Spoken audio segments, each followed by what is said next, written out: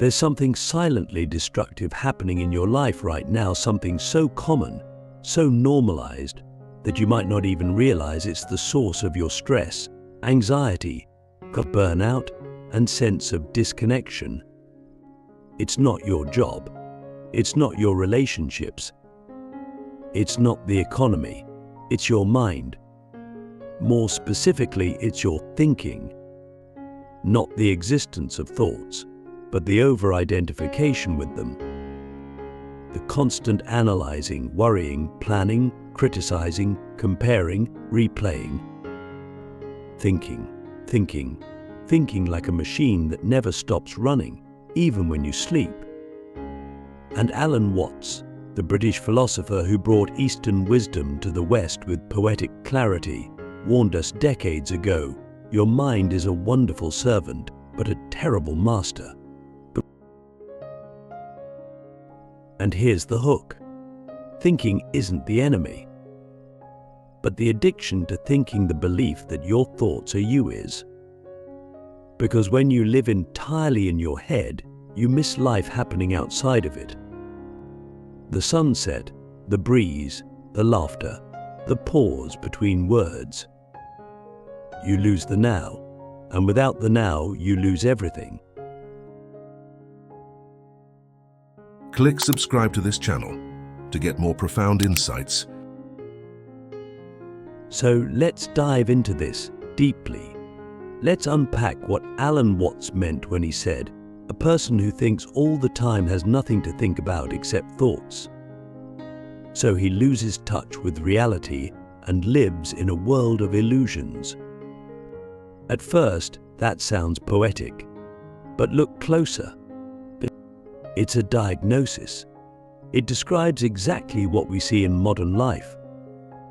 We're not just thinking about reality, we're thinking about our thoughts about reality.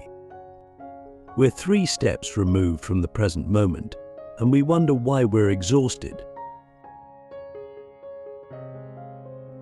Ask yourself this: when was the last time you did something, walked, ate, even breathed without narrating it in your head? Without imagining how others would see you doing it? Without mentally labeling, judging, or analyzing? If you can't remember, you're not alone. Most of us are stuck in what Watts called the mind game, a loop where we try to think our way into peace, think our way into love, think our way into freedom. But here's the paradox: you cannot think your way out of overthinking. The more you try to figure it out, the deeper you sink. It's like trying to smooth water with your hand. The harder you press, the more ripples you create. Alan Watts saw this clearly and said, "Muddy water is best cleared by leaving it alone." In other words, when you stop interfering, clarity happens on its own. So why are we so addicted to thinking? Why do we cling to it even when it hurts? Because thinking gives the illusion of control. When life feels uncertain, the mind offers you a tempting lie. If you just think hard enough, you can solve this.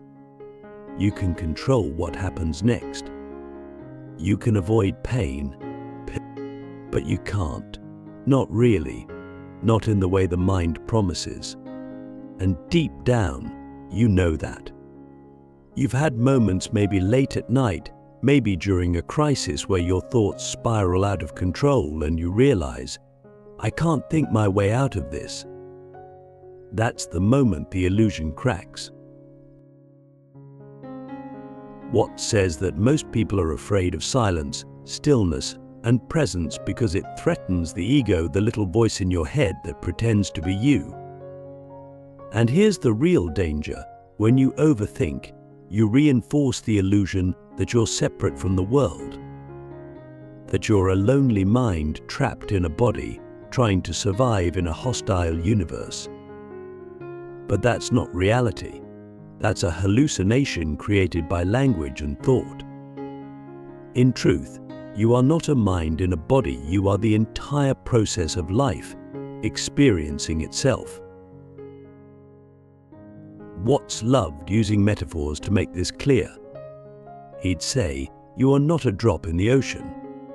You are the entire ocean in a drop." But if that's true, then why do we feel so small, so anxious, so disconnected? Because we've mistaken the map for the territory, and the symbol for the thing, the thought for the reality. And the more we identify with the map, the less we see the actual terrain of life. Let's go deeper. When you think too much, you begin to live life like a rehearsal. You start scripting conversations before they happen. You imagine worst-case scenarios. You practice versions of yourself in your head. And what does that do?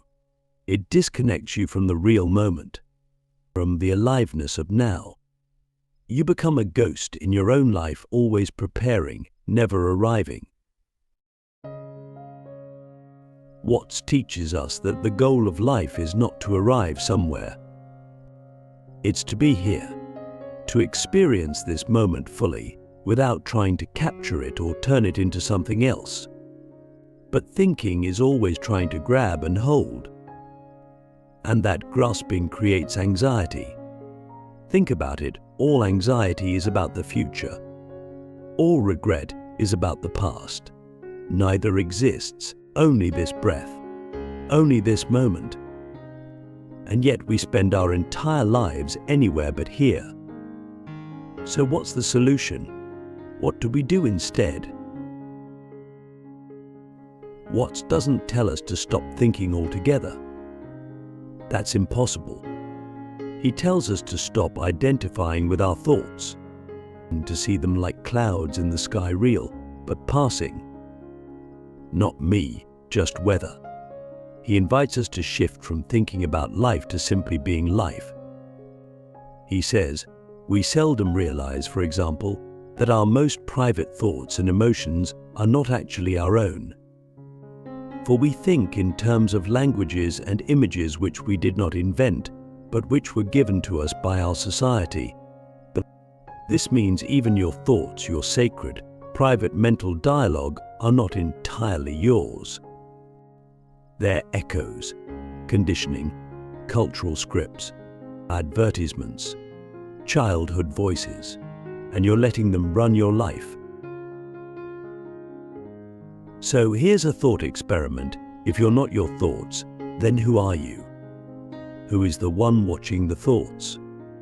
Could it be that your true self is not the voice in your head, but the awareness that hears it? The spaciousness behind it?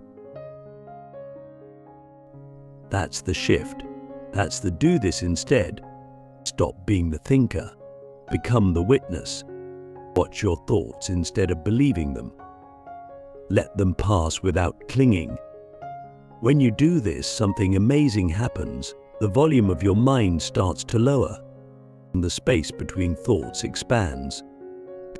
You begin to feel the world again, not through concepts, but directly. The breeze on your skin, the warmth of sunlight, the silence between words. Life becomes vivid.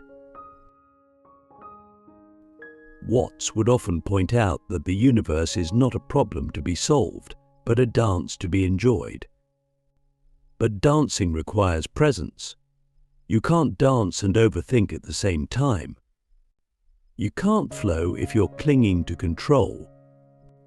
So the question becomes, are you willing to let go of the illusion of control in order to experience the joy of reality? And here's the twist: the more you let go, the more life takes care of itself. The more you surrender the need to figure everything out, the more things begin to align. Not because you forced them, but because you got out of your own way. Watts calls this Wu Wei the Taoist principle of non-doing. It doesn't mean doing nothing. It means acting in harmony with the flow of life, instead of against it. Like a surfer riding the wave, not trying to control the ocean. So what can you do, practically speaking? Start by noticing when you're lost in thought. Don't judge it, just notice. Then return to your senses. Feel your breath. Listen to the sounds around you. Touch something with full attention. Let this moment be enough. And when your mind pulls you back into stories, smile. That's the mind doing what it does. But you don't have to follow it. You are not the story. You are the awareness behind it. So to bring it home, thinking too much is ruining your life not because thought is bad, but because you've forgotten that you are more than your thoughts. You are the space in which thoughts arise, the silence between the words, and the presence behind the personality. And when you remember this not just intellectually, but experientially, something changes. The anxiety softens, the fear dissolves, and the joy returns.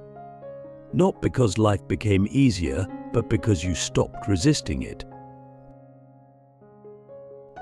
You didn't come here to think your way through existence. You came here to experience it, to feel it, to dance with it. And the music is playing right now. The only question is, are you still stuck in your head, or are you ready to dance? Let's begin with a question so simple, it's easy to miss its depth. Are you breathing or being breathed? Alan Watts would ask this not to confuse you, but to awaken you. Because the moment you ask it honestly, you'll realize something profound. You are not separate from the process of life, you are that process. But the mind, always needing to label and divide, tells you otherwise. It says, you are a person in control of your breath, your thoughts, your destiny. But Watts invites us to see through this illusion. He says, trying to define yourself is like trying to bite your own teeth. You can't do it because the observer is the observed. The thinker is not separate from the thought. You are not in the universe. You are the universe experiencing itself through a human lens. Now, why does this matter? Because once you see that life isn't something happening to you, but through you, the anxiety begins to dissolve. You stop trying to control the flow and instead, you become the flow. You move with life, not against it. You stop resisting what is. And in that moment, the prison of thought begins to crack open. Let's go back to the metaphor Watts loved so much, the river. He said life is like a flowing river, always in motion. But the ego, the mind, wants to dam the river, to hold on to moments, to resist change. The ego says, let me keep this pleasure. Let me avoid this pain. Let me figure out what's next. But the river doesn't care. It flows. And if you try to hold onto the water, it slips through your fingers. The only way to truly know the river is to swim in it, to surrender, to trust. That's where thinking becomes a trap. Because thinking tries to freeze the river. It wants a fixed identity, a predictable path, a safe outcome. But life doesn't work that way. Everything is impermanent. Everything is changing. And the more you try to hold on, the more you suffer. Watts said, the more we struggle for life as pleasure, the more we are actually killing what we love. Because in trying to possess life, you lose it. So what can we do? How do we return to the flow? First, we stop trying to escape the present moment. We stop treating now as a stepping stone to some imagined future. Watts reminds us, this is the real secret of life, to be completely engaged with what you are doing in the here and now. And instead of calling it work, realize it is play. The mind loves to delay life. It says, I'll be happy when I get there. But there is no there. There's only here. And if you can't be at peace here, you never will be.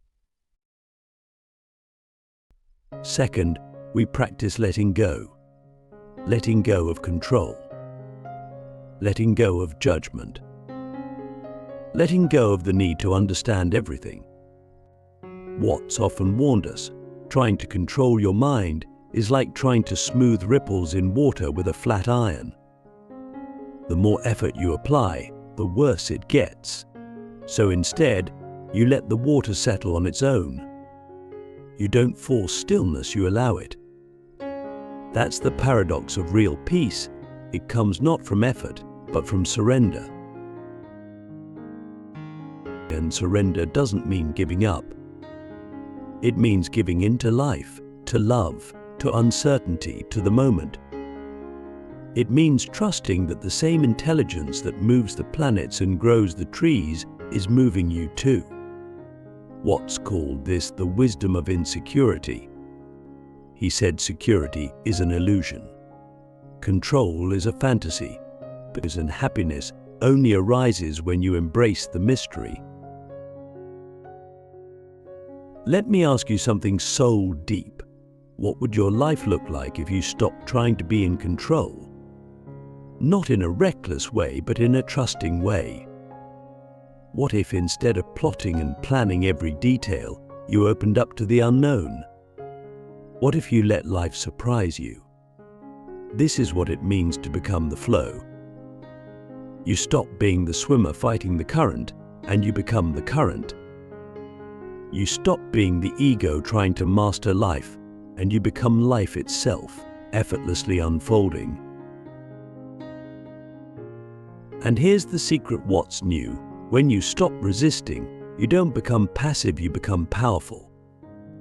Because you're no longer wasting energy on fear, on doubt, on the illusion of control. You're aligned. You're centered. You're clear. And from that clarity, real action arises. Not reaction, not panic, but wise, grounded, intuitive action. Think of how much time you've spent overthinking decisions, rehearsing conversations, worrying about things that never happened. Now imagine reclaiming that energy, redirecting it into presence, into creativity, into connection. That's the gift of surrender, not apathy, but aliveness. And this is where Watts becomes not just a philosopher, but a spiritual guide. He says that once you truly see through the illusion of the separate self, something incredible happens. But the fear of death dissolves, the fear of failure vanishes, because you realize there is no you to succeed or fail. There is only life playing its game. And you are a beautiful, temporary expression of that game. A wave in the ocean, a flame in the fire, nothing to hold on to, nothing to lose. So the next time your mind starts spinning, pause. Breathe. Listen. Feel the ground beneath you. Hear the sounds around you. Notice the sensations in your body. Return to the now, not as a concept, but as a direct experience. This is your anchor, your sanctuary, your truth. And when the thoughts return, and they will, don't fight them. Don't try to stop them. Just recognize them for what they are, ripples on the surface of consciousness. Not reality, not identity, just passing waves. Watts would say, you are the Big Bang, the original force of the universe, coming on as whoever you are. And when you remember that, when you feel that you no longer need to think your way into peace, because you are peace, you are the stillness behind the chaos, the space behind the sound, the awareness behind the thought. So let's end with this. Your task is not to fix yourself. Your task is to remember what you really are. Not a thinker, not a doer, but a being, a presence, a part of the great unfolding. And the moment you realize that, not just in your mind but in your bones, something extraordinary happens. The fear fades, the noise quiets, and life, for the first time in a long time, feels simple. Not because it got easier, but because you stopped trying to make it something it's not. You stopped trying to control the river. You became the flow.